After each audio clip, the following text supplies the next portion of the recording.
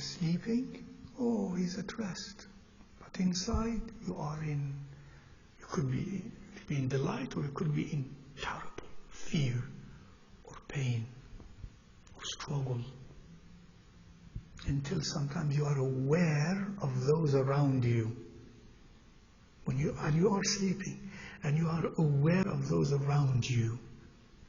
And you are trying to communicate to them to help wake you up, even to that consciousness level.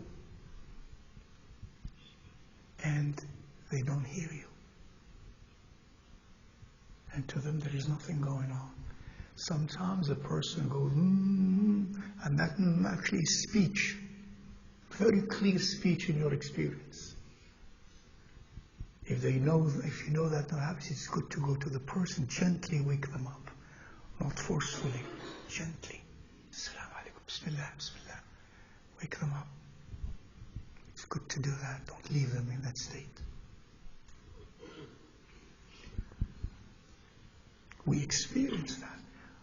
Of the wisdom perhaps in that is that for you and me, by Allah subhanahu wa ta'ala, to help us realize the haqiqah of life in the grave. And we have an experience of that at some level when we sleep. Adhab al-qabr, punishment and torment, or delight. And when in torment you experience it when you breathe,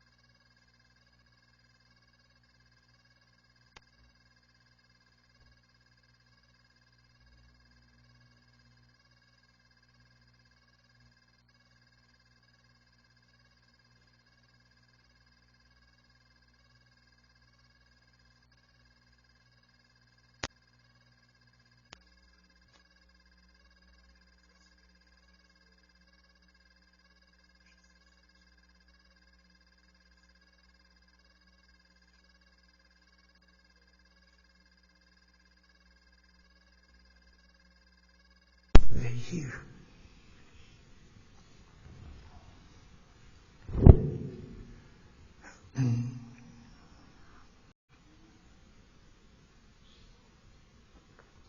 And the ulama have said that our salaf, our predecessors, mujmi'un ala hada, that it is a consensus amongst the Sahaba, the Tabi'in, the Tabi'in, and so on, that it is a consensus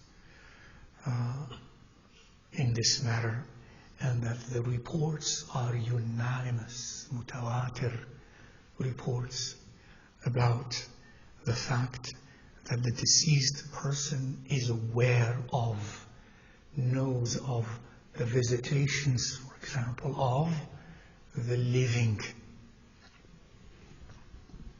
And even sometimes the mu'minun find delight, sort of istibshar, of glad tidings, of good news, of good thing, if somebody goes and visits them and sit at their grave. The next thing that Al-Imam rahimahullah ta'ala, Ibn al-Qayyim, begins to relate is quoting from one of the great scholars of the early periods of our Salaf rahimahullah ta'ala, the great Imam Ibn Abi Dunya, who died around 281 Hijri, that is, he lived in the 1st century Hijri. And he's a famous hafiz and scholar and ala tariqati salaf rahimahullah ta'ala. And he had many works of hadith compilations in different subject matters, of which he had a book called Kitab al-Qubur, the book of graves, where he relates the texts pertaining, the experiences pertaining, and the report pertaining to the existence in the grave. And of what he mentioned, rahimahullah ta'ala,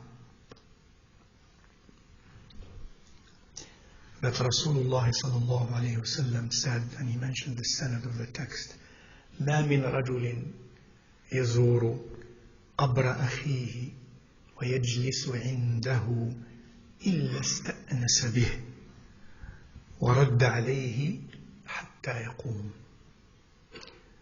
مَا مِنْ رَجُلٍ يَزُورُ قَبْرَ أَخِيهِ وَيَجْلِسُ عِنْدَهُ إِلَّا اسْتَأْنَسَ بِهِ وَرَدَّ عَلَيْهِ حَتَّى يَقُومُ.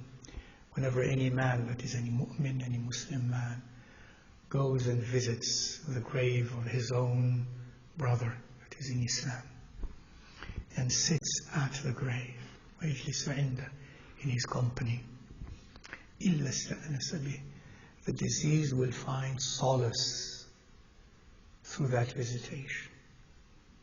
Will find uns, استأنس به, will find comfort through that visitation, and would reply to him until that visitor leaves. A reality that we would not have known of, would it not, to the texts that Rasulullah sallallahu alaihi wasallam taught us. And in another text, as Imam al-Sahabi Abu Huraira, Sayyidina Abu Huraira radiyallahu ta'ala anhu said, إذا مر الرجل بقبر أخيه يعرفه فسلم عليه رد عليه السلام وعرفه.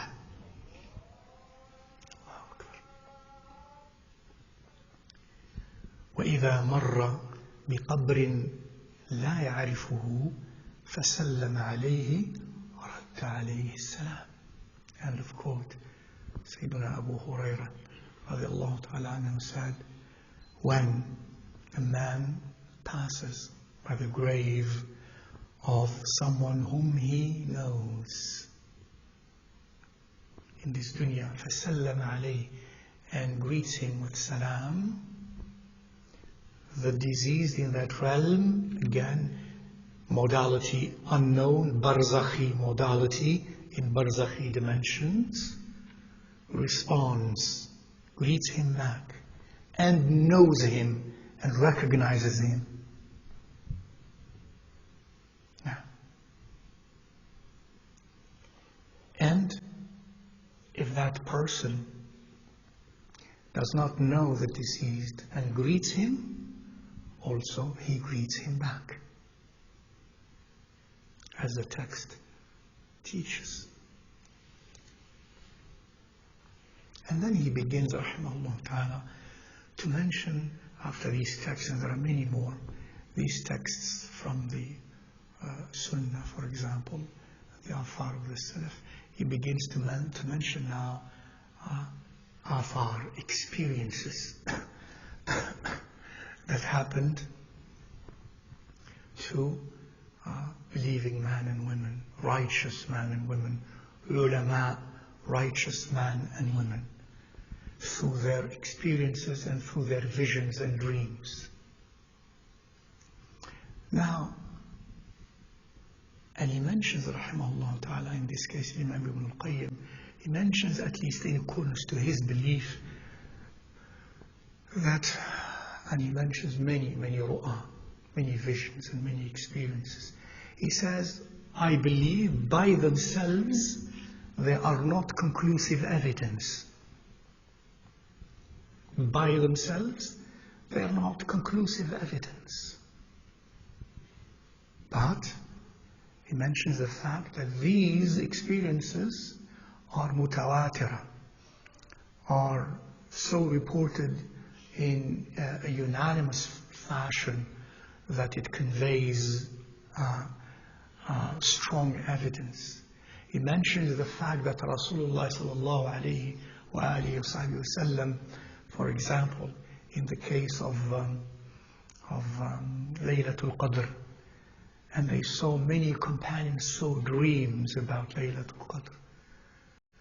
And he told them all those dreams showed, and they were a confluence of dreams, that it would be on the 27th night. So he told them, أَرَى رُؤَاكُمْ قَدْ تَوَاطَأَتْ عَلَى هَذَا.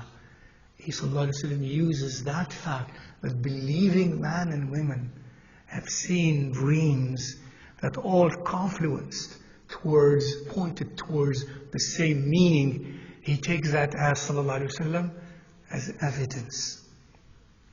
So the ulama say the confluence of dreams of righteous men and women by the hundreds and the thousands and throughout ages constitute indeed sort of evidence. But he said, anyways, I'm not using this only as evidence, but with the texts that were aforementioned, as well as the coming experiences, all will lend support to one another. So he begins to mention some of those, as Imam Ibn Abi Dunya, rahimahullah ta'ala, through his chains of narrations, have mentioned those. One of those is this.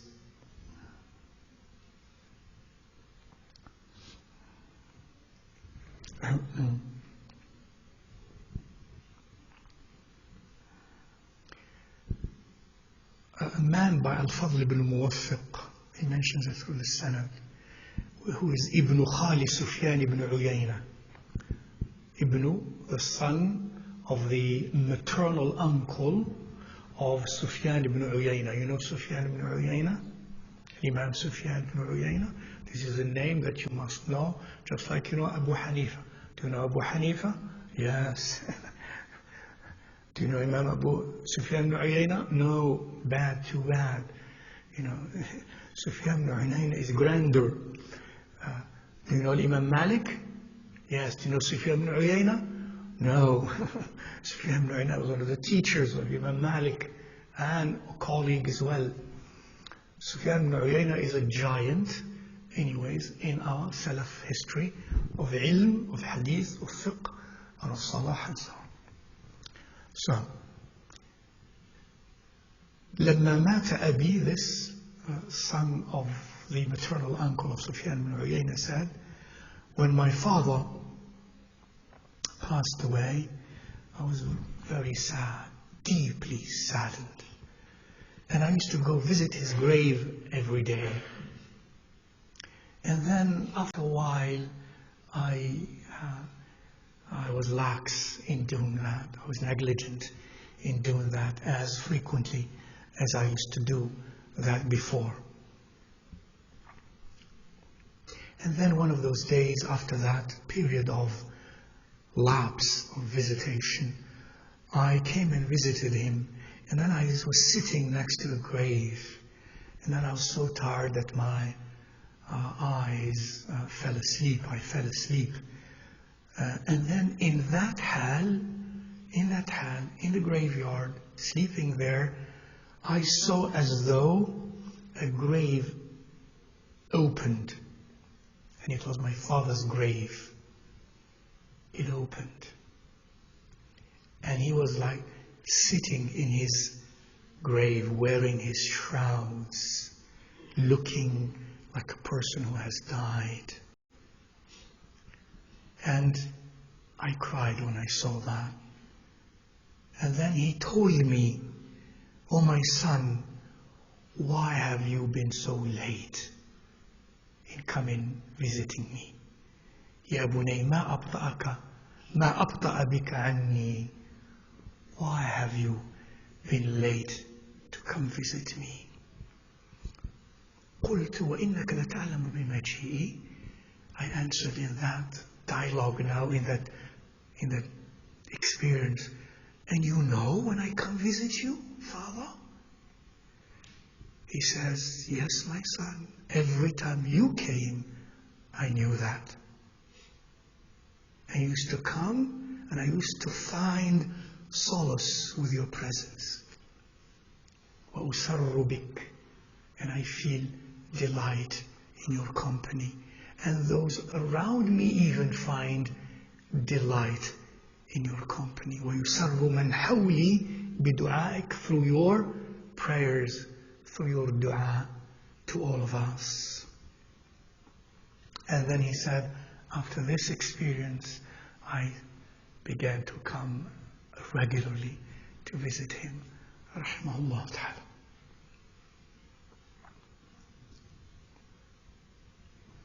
And there are many other texts in which such things do occur. In one of them, as he related the Imam Ibn Abi Dunya, that the Imam Ibn al-Qayyim also copies here, one of the families of one Salih scholar, righteous Asim al-Jahdari, he said, I saw him in my dream after he passed away 2 years later. When I saw him in my dream, and this is a dream, and in a dream you don't think you're in a dream sometimes, and sometimes you know you're in a dream. He says to him, أَلَيْسَ قَدْ مُتْ, didn't you die? He says, of course I died. Where are you? Said he. أَنَا وَاللَّهِ فِي رَوْضَةٍ مِّن رِيَاضِ الْجَنَّةِ, I am in one of the gardens of paradise.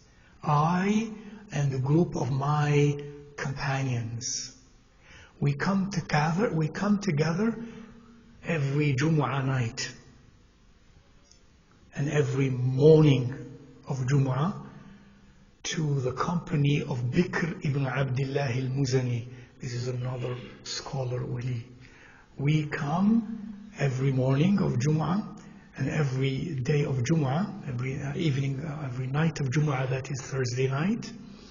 We are in the company of Bakr ibn Abdullah al-Muzani rahimahullah ta'ala, and then we receive of your news. We receive of your news. I said to him, أجسادكم أم أرواحكم? You need bodily or with your souls? He says, Hayhat. Oh, he says, the bodies have long gone. He says, the souls do meet. And he says, do you know our visitations to you?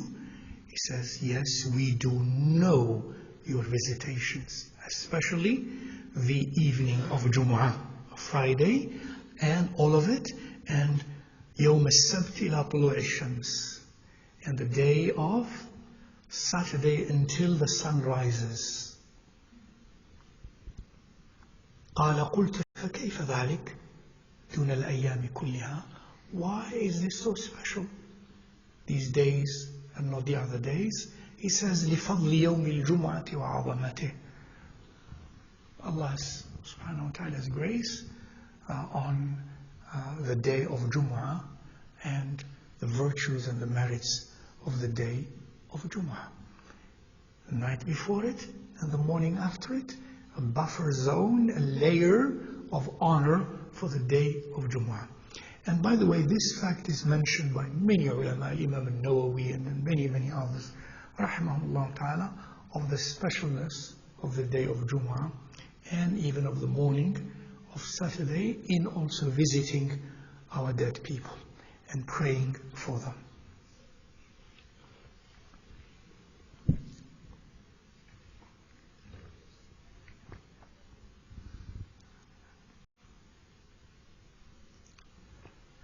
They also teach, and Imam Ibn Abi Dunya teaches, and Imam Ibn al-Qayyim relates in Kitab al-Rooh, that the deceased are aware and do know, in some ways, of what their families do behind them after they leave this dunya.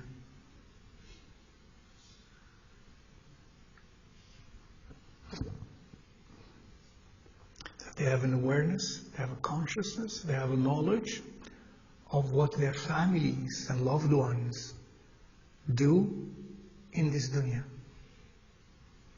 Of course, rationally speaking, intellectually speaking, as we said, the Rooh after we die is freer. The degrees of freedom, if you will, it enjoys are grander and greater than the degrees of freedom it enjoys when it is in this body. And so Allah subhanahu wa ta'ala yursiluha, Allah Azza wa Jal sends it, releases the Ruh in ways that are not possible and not allowed when the body is living. And yes. And remember, the Ruh is not bound by the laws of nature as we know them, of space and time. It's here, it's there, it's in different places at the same time because it's a Ruh. It's not a physical body. And there are texts as to, of course, support this reality. Amen. And so the a'mal, and there are texts taught by that through Rasulullah sallallahu alaihi wasallam and through the Sahaba and our predecessors, that this is actually something definitive, to the extent that towards the end, Imam Ibn al-Qayyim rahimahullah ta'ala says, وَهَذَا بَابٌ فِيهِ آثَارٌ كَثِيرَةٌ عَنِ الصَّحَابَةِ. And this is a chapter in which there are plenty of reports from the companions of Rasulullah sallallahu alayhi wa sallam. وَكَانَ بَعْضُ الْأَنصَارِ, he says, some of the Ansar, Muhajirun, the Ansar, مِنْ أَقَارِبِ عَبْدِ اللَّهِ بِنِ رَوَاحَةَ, some of the Ansar who are relatives of the great companion Abdullah ibn Rawaha. Do you know Abdullah ibn Rawaha? No? Who knows him? Raise your hand. Where did he die? Famous, because he's very famous. Ghazwat Mu'tah, along with Sayyidina Ja'far ibn Abi Talib and Zayd ibn Thabit. First died, second Ja'far ibn Abi Talib, and then Abdullah ibn Rawaha. And then after that, who took the leadership? Khalid ibn al-Walid radiallahu ta'ala, in that famous Ghazwat Mu'tah. 3,000 believing man against 200,000 Romans.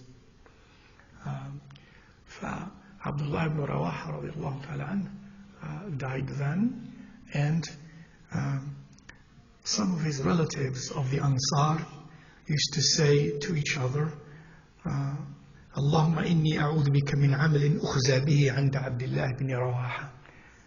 Ya Allah, a person of the Ansar would say, Ya Allah, I seek refuge in you that I commit deeds that would dishonor Abdullah ibn Rawaha. Because what I do, he will know. And that's what they believe because of what Rasulullah taught them, to the extent that they would say, make sure you behave in ways that are honorable. Otherwise, Abdullah ibn Rawaha knows.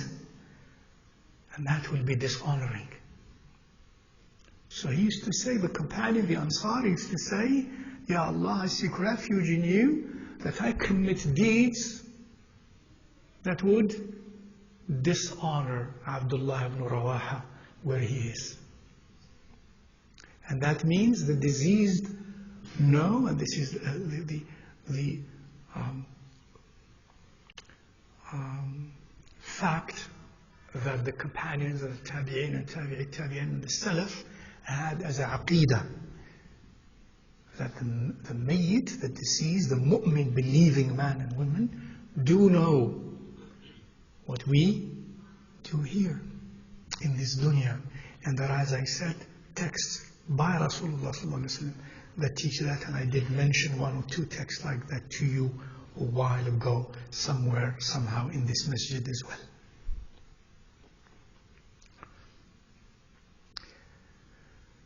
the fact that we call the one who visits the disease the Za'ir, a visitor.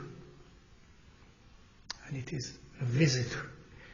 You wouldn't call a visitor someone who goes, visits an inanimate object, lifeless thing, and you say, I visited the tree, or I visited a rock, I visited this lifeless entity that doesn't hear and doesn't know, that has no consciousness whatsoever. So they noticed, rahimahumullah ta'ala ulama, the fact that Rasulullah sallallahu alayhi wa sallam calls that person Za'ir, and that's a ziyara, is indicative certainly of the fact that the one whom we are visiting is aware and is living. Yes, as I introduced in the beginning, a life in the barzakhi dimension that is not necessarily at all like the life that we experience in this four-dimensional reality. Because we have only a few more minutes left, I'm gonna skip a few things and mention one text, which is amazing, that the ulama relate. Ulama huffaz, these are masters of hadith and hadith criticism in Arivalik. And they mention two stories. I'm going to mention only one, and next time, inshallah ta'ala, I'll mention those and other things.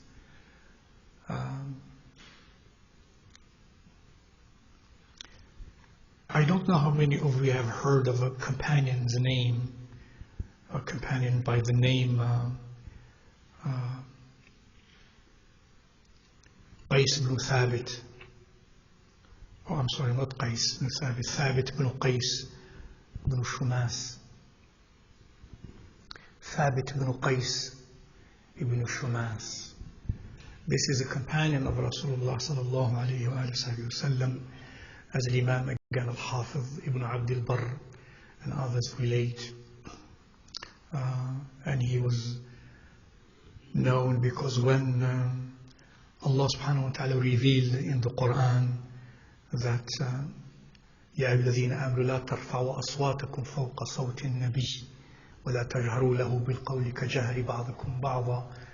Allah subhanahu wa ta'ala instructing the companions to practice adab with Rasulullah sallallahu alayhi wa sallam and not to raise their voices in his presence and not to have the tone of their voices at the level of his tone or above that. When that ayah was revealed, Sayyidina Thabit ibn Qais was so saddened and he wouldn't come out. Rasulullah finds out and he asks him why. Because, Ya Rasulullah, I have a loud voice. My voice is loud. And I am now, I've lost hope. I'm one of those. Rasulullah tells him, no, you're not one of those. You are, he tells him, sallallahu alayhi wa sallam, he tells him, no, you're not one of those. But he, on the contrary, he mentions to him when he says that you live happy and you will die, and you will die as a shaheed and will enter Jannah. This is when he was living. You know, you live happy, you will die as a shaheed, and you will enter Jannah. This is Thabit ibn Qais. Now, what's his story? You know, Al-Yamama, Ghazwat Al-Yamama, you know, the Battle of Yamama, against, in the time of whom? In the time of Sayyidina Abu Bakr as-Siddiq, indeed in his Khilafah. And the Battle of Yamama was against whom? Musaylim al-Kadhab and his legions. Musaylimah, who claimed to be a Rasul, wal-'iyadhu billah. And this was in the time of Sayyidina Abu Bakr as-Siddiq. And whom did Sayyidina Abu Bakr assign as a leader to deal with this issue? Sayyidina Khalid ibn al-Walid. And in that jamma, in that gathering, in that of the mu'minun to deal with Musaylima was Sayyiduna Thabit ibn Qais. Sayyidina Thabit ibn Qais participated in the Battle of Al-Yamama. And it is there that he fought bravely and courageously. And it is there that he was killed. Rasulullah said, "You will die as a shaheed." Years later, from Rasulullah's times, Sayyidina Abu Bakr, like many years, and then he dies indeed as a shaheed. Now this is the story. When he was killed, radiallahu ta'ala, and he died, he had a shield, a very special, valuable shield of war. And it was on his body when he was killed, radiallahu ta'ala anhu ardah. And a man in the turmoil of the battle and etc., man came and saw the shield on top of him and picked it and took it. And that should not be done. In the battlefield, the rule, Sharia rule, you don't pick anything that belongs to others. The spoils of war, you don't pick anything until it is dealt with properly through the proper channels of distribution and as the law Sharia requires. So he picks it and he goes.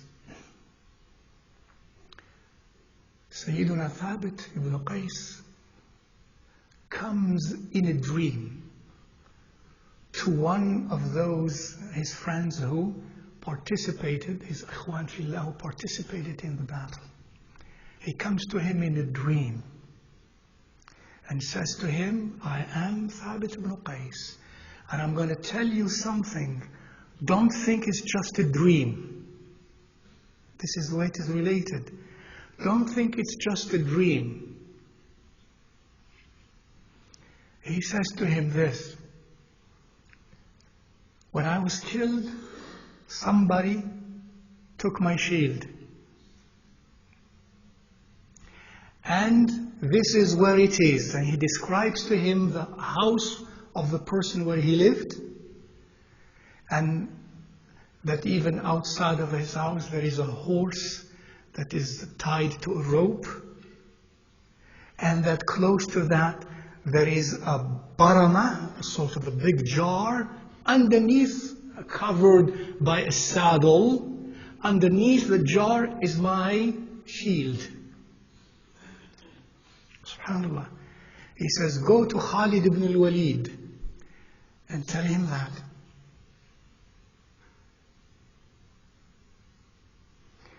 And that I have this Dane, I have this, because this was the battlefield and the death was abrupt.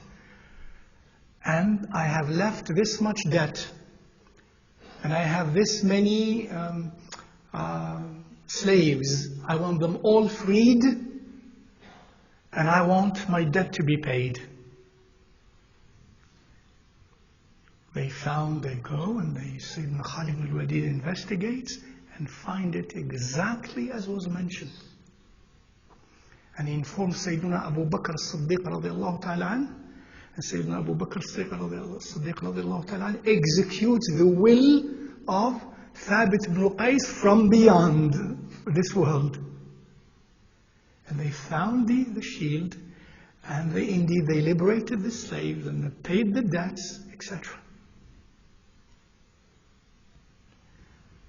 This story, in corroboration to what was already mentioned before of texts in the Sunnah, and we shall see more, and texts in the Quran, and the practical solutions of our Salaf rahimahullah ta'ala to such, for example, an incident, the solution of this problem. This and more are part of the answer to the question, do those who die have awareness and knowledge of what goes on in this world, of the visitations of their loved ones and people who visit them or not. If Allah subhanahu wa ta'ala, and it is Allah subhanahu wa ta'ala who gave them that information, who gave them that knowledge, who made them in a certain dimension in the barzakh, and in that barzakh there is a consciousness in that barzakh that is commensurate to the dimension of the barzakh, in which they know. If they know, like Imam al-Qayyim rahimahullah ta'ala would say, if they are aware and know such details, by whom, how do they know? By Allah Azza wa Jal.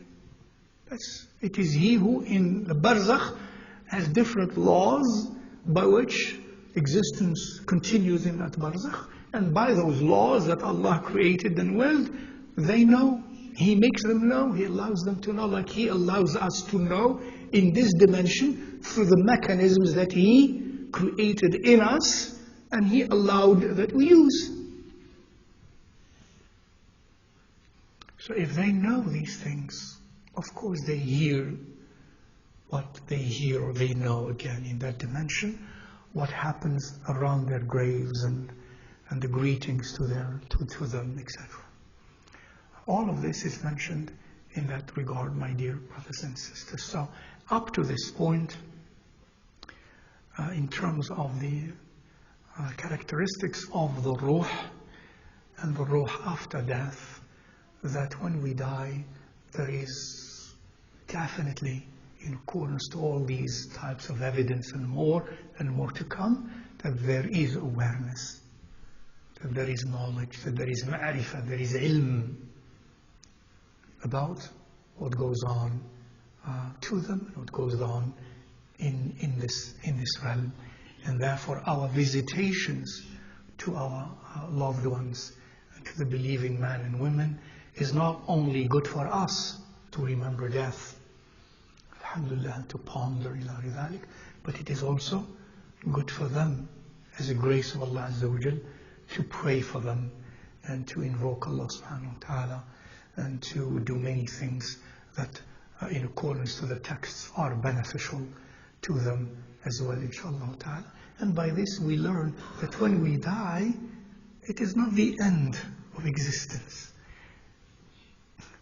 It's not. That's the mushrik concept. That's people who are dry materialists. Oh, it's dead. It's dead. The Salaf, the early generations, that's not the way they used to think of things. Dead, yes. Dead in the sense that there is no four-dimensional existence as we know it. But dead meaning annihilation, no relationship from us to them in their spiritual realm, that's untrue. That's not what the texts teach. That's not what even the logic of the soul would infer. But that there is continuous existence and there is a relationship between us and them. There are those of us who prefer to keep that relationship to help us always connect to Akhirah, and there are those who cut it and don't want to have anything to do with that, and so you go ahead.